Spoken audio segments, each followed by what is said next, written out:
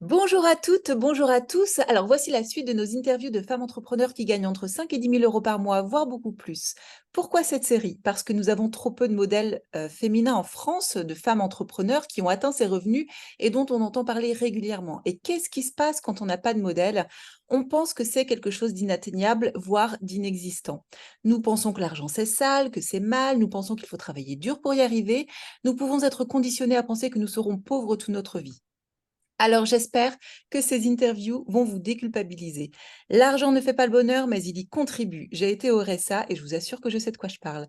L'argent est là pour vous offrir des possibilités, l'argent est là pour vous aider à mettre en place plus facilement les changements que vous voulez voir dans le monde. Bonjour Marjorie, bienvenue à toi. Hello Sandrine! Alors Marjorie, parle-nous un peu de toi et de ton parcours. Qui es-tu? Alors, moi, je suis la fondatrice de Margency. Donc, aujourd'hui, j'accompagne les femmes entrepreneurs à faire de la pub Facebook et Instagram, pour développer leur activité. Et à côté de ça, je suis maman de 3 enfants et j'habite à la campagne depuis environ 2 ans. En gros changement de vie, on a tout plaqué. Excellent, oh ça doit faire du bien, surtout pour les enfants. Oui, ils sont très contents. Alors, question tabou, quels sont tes revenus mensuels? Alors en CA, mais surtout en revenus nets. Ok, en CA, aujourd'hui, je suis plutôt dans une phase de croissance, qui se situe entre 5 et 9K, voilà la grosse fourchette. Et du coup, aujourd'hui, je me rémunère tous les mois 2 500 € net. D'accord, 2500. Comment tu te sens avec ces revenus entre le CA qui semble assez, voilà, qui commence à prendre de la place et tes revenus, 2500. Donc, qu'est-ce que ça te permet de faire et de vivre ce CA-là et ces revenus-là? Alors effectivement, il y a un gap qui s'explique tout simplement parce que je suis en phase d'investissement dans mon entreprise. Je suis en train de déléguer des choses pour pouvoir prendre plus de clients, pour avoir un chiffre d'affaires encore, on va dire, plus stable et que ça tourne de façon plus automatique. Donc ça nécessite du coup de faire un peu des petits sacrifices sur ma rémunération actuellement, mais j'ai une vision plutôt long terme. Et par rapport à ces revenus, avant j'étais cadre, j'avais mes revenus étaient plus importants que ça mensuellement. Mais comme on a déménagé et qu'on a divisé finalement les charges, on a une maison plus grande, mais on paye moins cher de crédit. En fait, on a tout diminué, donc finalement, on s'y retrouve. D'accord. Hem, Quelles sont tes croyances vis-à-vis de l'argent aujourd'hui? On reviendra sur les croyances que tu pouvais avoir plus jeune, mais aujourd'hui, l'argent pour toi, c'est quoi? Pour moi, c'est un outil qui permet de faire des trucs cool. Ça permet se sentir, on va dire, beaucoup plus libre et de pas avoir en fait la pression au quotidien de devoir compter, de se demander si on va y arriver, si on va pouvoir nourrir les enfants à la fin du mois ou payer la cantine. Et finalement, pour moi, c'est juste un outil qui nous permet de faire ce qu'on veut, d'aider nos proches aussi de la façon dont on a envie. Aujourd'hui, avant, j'étais en région parisienne, maintenant je suis vers Bordeaux. Je suis loin de chez mes parents, mais le fait d'avoir des revenus, d'avoir des revenus réguliers, ça me permet, de remonter régulièrement pour aller les voir finalement et de pas me dire, je peux pas me permettre de prendre mon billet de train ce mois-ci. Mmh, très, très bien. Et quand tu étais jeune, c'était quoi les croyances que tu avais vis-à-vis de l'argent? Écoute, quand j'étais jeune, alors, en plus, tu vois, ça va être hyper cliché. J'ai grandi dans le 93. Mes parents, ils sont toujours, tu vois, dans un HLM, donc je viens pas d'une famille aisée du tout. Ils ont tout fait pour nous. Mais franchement, mes parents, on a manqué de rien, on a manqué de rien. Clairement, ils se sont toujours sacrifiés pour nous. Et je me suis toujours dit que j'aimerais, en étant plus grande, que j'aimerais déjà, être plus à l'aise financièrement, mais aussi avoir la possibilité, d'aider nos parents, en fait, qui nous ont tellement tout donné, et aussi, de donner aussi un beau cadre à mes enfants, tout simplement. Et qu'est-ce qu'ils en pensaient, tes parents, à toi, de l'argent? Est-ce que vous en parliez ou est-ce que c'était tabou? Comment ça se passait? Alors, on en parlait, ma mère a toujours été transparente, en fait, sur les revenus de mon papa, parce que ma mère, elle nous a élevés, donc elle était à la maison. Mon père, il était plombier, mais c'était un sujet sur lequel ils nous ont pas caché, en fait, la réalité de la vie, la réalité des choses. Même s'ils n'avaient pas des revenus hyper élevés, ils ont quand même une relation saine à l'argent, c'est-à-dire ne pas dépenser plus qu'on a, mais en même temps pas forcément, enfin, on partait quand même en vacances, on avait des cadeaux de Noël, on avait des beaux cadeaux d'anniversaire. Donc, tu vois, ça n'a pas été quelque chose d'anxiogène, tu vois. Et tu vois, j'ai fait des études, mon frère aussi, ma sœur aussi, parce qu'on est trois à la maison, du coup, c'est de mon côté. Et ils nous ont toujours, même si, tu vois, pour eux, ou là où on allait, c'était un peu l'inconnu, et ben, ils nous ont toujours encouragés. Ok, ouais, c'est intéressant cette vision sereine vis-à-vis de l'argent, même s'il n'y en avait pas beaucoup. Il n'y avait pas de crispation, il n'y avait pas de vision négative, en tout cas de l'argent. Alors, comment est-ce que tu gères, toi, ton argent? Donc, j'ai bien compris qu'en ce moment, tu étais en phase d'investissement, donc tu investissais beaucoup. On y reviendra tout à l'heure parce que c'est intéressant. C'est un palier important dans la vie d'un entrepreneur. Mais donc, l'investissement, ok, mais sinon, comment tu gères ton argent en règle générale? Est-ce que tu épargnes? Si oui, quel pourcentage de tes revenus? Est-ce que tu investis aussi différemment que en toi et en ton entreprise? Et est-ce que tu te fais plaisir aussi? Comment tu vis ton argent? Comment je vis mon argent? Alors, effectivement, donc, il y a une partie que je mets systématiquement en épargne. Pour moi, c'est important d'avoir une épargne de précaution. Bah, surtout, on ne sait jamais ce qui peut se passer. Enfin, une voiture qui tombe en panne, une chaudière qui tombe en panne. Quand on a déménagé, on a eu énormément de frais, ce qui fait que toutes les réserves sont un peu ont fondu comme neige au soleil. Donc là, bah, objectif reconstitution des réserves. Après, en termes de loisirs, se faire plaisir, c'est vrai que c'est quand même les enfants d'abord. Donc les loisirs, faire plaisir aux enfants. Et après, par rapport à moi, disons que je suis pas on va dire, je suis pas très. On va dire que j'aime les plaisirs simples, c'est-à-dire ici on aime bien manger, prendre un apéro, un bon resto, et c'est des choses qu'on continue à faire donc régulièrement, donc on se prive pas de ce côté-là. C'est important pour nous.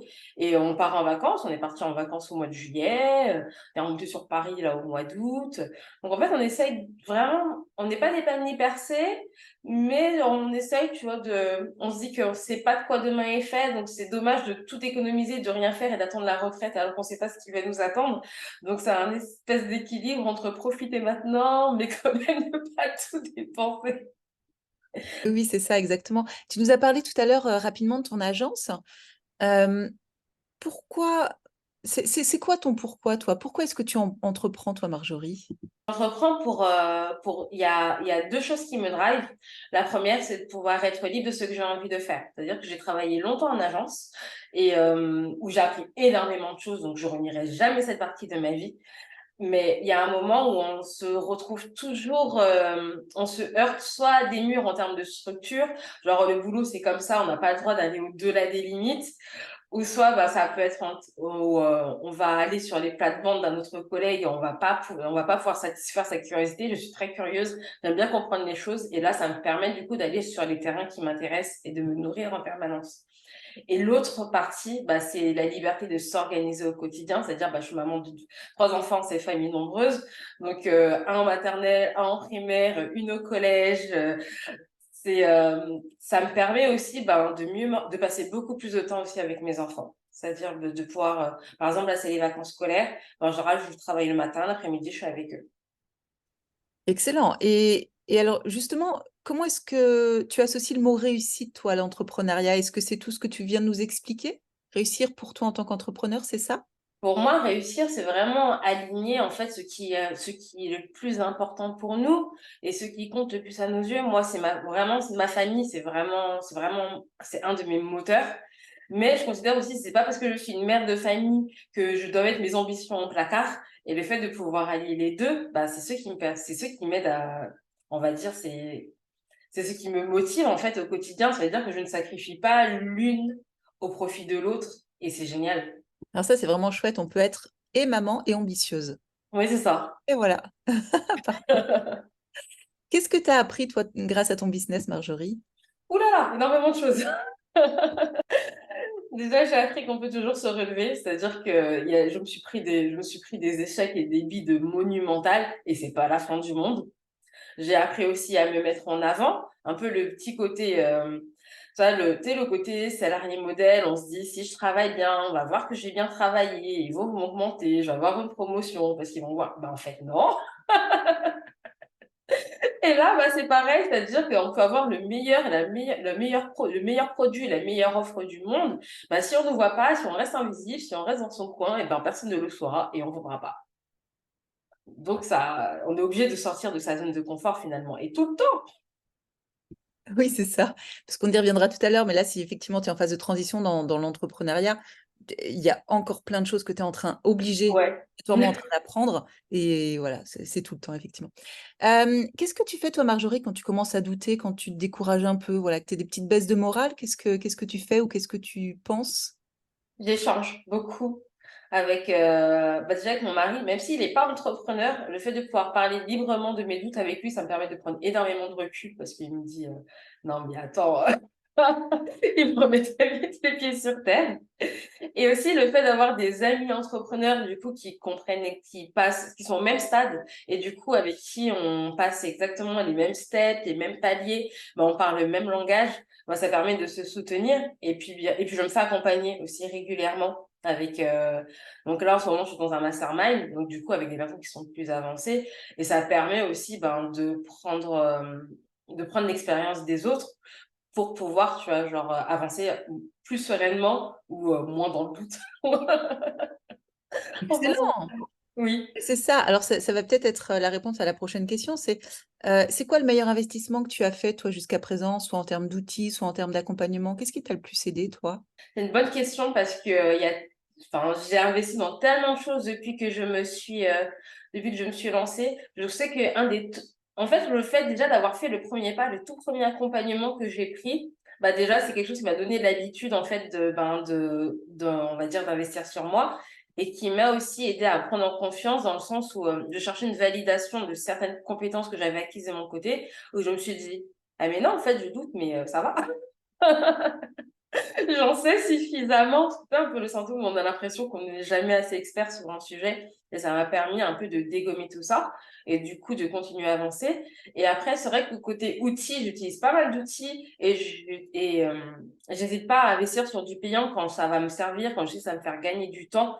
Que ce soit dans un site web avec un nom de domaine, que des fois je vois encore des personnes qui hésitent à investir dans un nom de domaine alors que c'est 15 € par mois.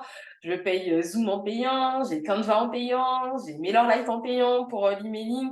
Enfin, j'y vais, quoi. Ouais, c'est ça. Alors, tu parlais d'accompagnement tout à l'heure. C'est quoi le genre d'accompagnement que tu as? C'est du coaching, du mentorat? Comment ça se passe pour toi? Le dernier qui est en cours, donc effectivement, donc c'est entre du coaching et du mentorat. Donc on a des sessions régulières toutes les semaines avec des codevs, des hauts de sites, qui permet de venir avec sa problématique, de la poser et de repartir du coup avec des pistes. J'aime beaucoup le fait que ce soit pas, on n'impose pas des choses aux gens, mais vraiment, elle nous pousse à nous poser les bonnes questions et à démonter un peu. On va dire les fausses barrières qu'on se met des fois tout seul, hein, et qui peuvent nous empêcher d'avancer sur certains sujets. Alors, ces derniers mois ou ces dernières années, outre l'argent, est-ce qu'il y a une nouvelle croyance ou une nouvelle habitude qui a amélioré ta vie? Alors, une nouvelle croyance. Alors, habitude, non, parce que je suis pas du tout. Par exemple, je suis pas dans la team Miracle Morning et compagnie. Mais c'est vrai que j'ai toujours beaucoup lu, mais ces dernières années, mais avant, je lisais plus tout ce qui était fiction, roman, etc. Et c'est vrai que ces dernières années, j'ai quand même plutôt tendance à avoir rajouté de tout ce qui est développement personnel, business, du coup, dans mes lectures. Et ça m'aide aussi, je pense que des fois, ça m'aide presque autant que certains accompagnements que j'ai pu avoir, parce que ça permet de voir les choses sous un autre angle. Et il y a toujours une pépite, quelque chose qu'on garde et qu'on se dit, ah bah tiens, j'avais pas vu ça comme ça, et qui permettent de voir les choses différemment et de progresser tout simplement. Tu as des exemples de livres là? Tu penses à un ou deux en particulier? Ouais, il y en a un auquel je pense en particulier, c'est The One Thing que j'aime beaucoup, moi qui ai plutôt tendance à m'éparpiller parce que je suis hyper curieuse, que je m'intéresse à énormément de choses. Et ben le fait d'avoir lu ce livre-là, ça m'a mis un bon coup de pied aux fesses, ça m'a aidé à me focus et à dégager on va dire la fausse croyance de si je me focalise sur une seule chose, je vais m'ennuyer, alors que finalement on peut se focaliser sur une seule chose, mais quand on creuse bien, il y a toujours une multitude de sujets auxquels s'intéresser. Tellement, tellement. Hem, Ce serait quoi le conseil que tu donnerais spécifiquement à une femme qui souhaite avoir plus d'ambition financière dans son business? Toi qui souhaite commencer par passer par les mêmes étapes que toi, faire évoluer son chiffre d'affaires, commencer à avoir plus de revenus, investir en elle. qu'est-ce que tu lui donnerais comme conseil? Le premier conseil, déjà, je trouve qu'en général, le premier obstacle, c'est nous-mêmes. C'est-à-dire que des fois, on sait exactement ce qu'il faut faire, mais on ne le fait pas. Parce qu'on a peur du regard des autres, des personnes en fait qui nous ont connus à un moment T, qui vont peut-être se dire ah mais elle se prend pour qui, pourquoi elle fait ça, elle a changé, etc. Et vraiment, tu vois, genre en fait, la plupart du temps, je me rends compte que ces personnes-là, elles parlent de leur peur à elles, elles projettent en fait ce qui les inquiète elles et pas ce qui nous inquiète nous. Donc du coup, ne pas écouter des personnes qui n'ont juste aucune idée de là où on veut aller et vraiment du coup de s'entourer de personnes qui vont nous soutenir et qui sont dans la même vibe. Et quel conseil ne faudrait-il surtout pas qu'elle écoute? Il faudrait surtout pas qu'elle écoute. J'ai en tête parce que comme je suis vraiment dans la pub, je vois souvent, tu vois, genre, je vois souvent passer, tu vois, genre, on va dire, tout ce qui est stratégie miracle, genre, en un mois, tu vas tripler ton chiffre d'affaires, tu vas atteindre les 10K, etc.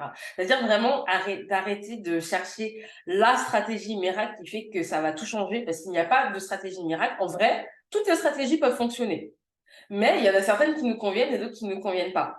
Et surtout, donner le temps à sa stratégie de marché. C'est-à-dire qu'on veut souvent tout maintenant, tout de suite. Et en fait, non, les bonnes choses prennent du temps et c'est normal. Ouais, c'est intéressant. Merci, Marjorie. Ça va être la dernière question. Tu nous parlais de tout l'investissement que tu faisais en ce moment dans ton business, justement pour passer des paliers. Est-ce que tu peux creuser un petit peu plus dans quoi tu investis, pour quel objectif? Est-ce que tu veux nous parler un petit peu de ta transition là en ce moment? Yes, bien sûr. Alors déjà, je travaille déjà avec des personnes avec qui je délègue certains points de mon entreprise. Par exemple, pour les visuels, pour la pub, donc je travaille avec quelqu'un. Pour le référencement naturel de mon site internet, je travaillais déjà avec quelqu'un. Mais là, mon but, on va dire, c'est vraiment devenir la CEO de mon business. Donc, ça veut dire que là, je vais en investir dans une personne dans tout ce qui est pilotage financier, donc un peu un bras droit financier, qui va m'aider du coup à checker tout ce qui est rentabilité, trésorerie, donc pour ne pas foncer droit dans le mur, parce que j'ai un peu tendance à prendre des décisions finies. Alors quand il n'y a pas énormément d'argent en jeu, ça va, mais quand on augmente les enjeux financiers, le doigt mouillé, ça ne suffit plus. Je suis aussi en train on va dire, de chercher des gens qui vont travailler avec moi sur la partie opérationnelle pour mes clientes. Et là, c'est là où c'est très touchy parce que c'est mon cœur de métier, c'est mon cœur de cible, c'est ma spécialité, c'est les choses qui font le plus peur de déléguer. Mais j'avance là-dessus et j'avance aussi pour déléguer une partie de ma communication parce que maintenant je connais mes piliers de contenu, je sais ce qu'il faut faire, mais j'ai plus le temps et c'est quelque chose que je peux facilement déléguer. Donc voilà, ce sont les prochains chantiers. Donc du coup, ben tout ce qui est communication, bah ça représente un budget. Je déléguer sur l'opérationnel, bah, ça veut dire que c'est un puits de ma marge aussi, le fait de déléguer, de sous-traiter.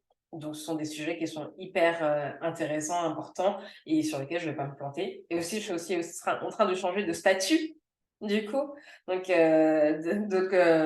ça fait beaucoup, beaucoup de choses en même temps. Beaucoup de questions. Et donc, voilà.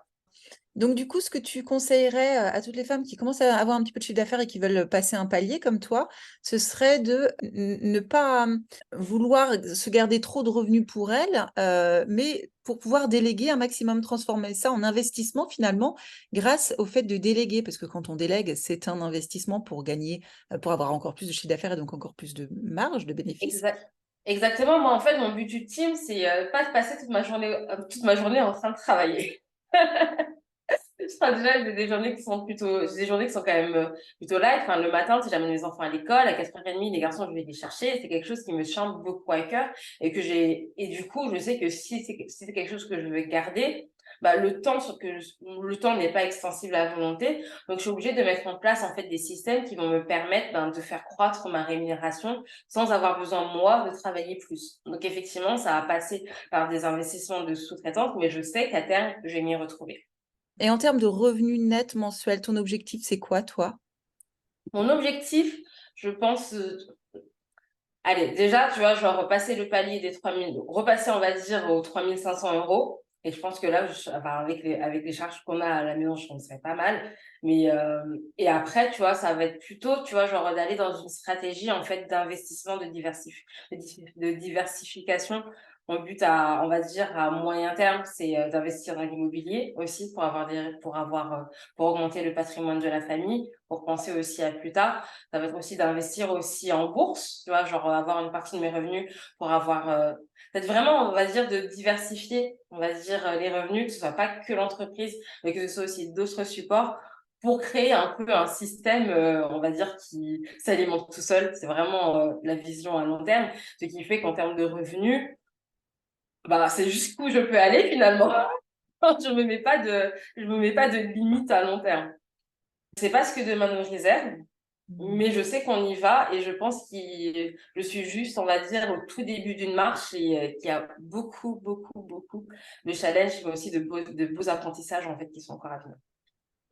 Ouais, c'est ça, c'est beau parce que tu as l'ambition voilà, d'arriver là où tu veux arriver. Tu as déjà tout mis en place. Tu es en train d'être en transition, enfin de transiter, toi et toute ta famille. Donc c'est beau. Puis il n'y a pas de tabou sur l'argent.